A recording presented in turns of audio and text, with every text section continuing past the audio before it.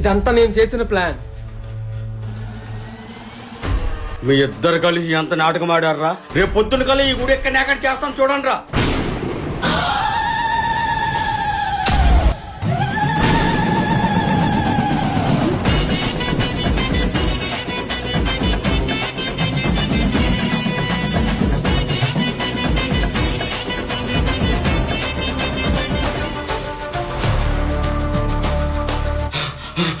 రాజుగారు, మనం ఆ ఊరు జోలికి గుడి జోలికి ఎల్లపోవడమో మంచిదయ్యా.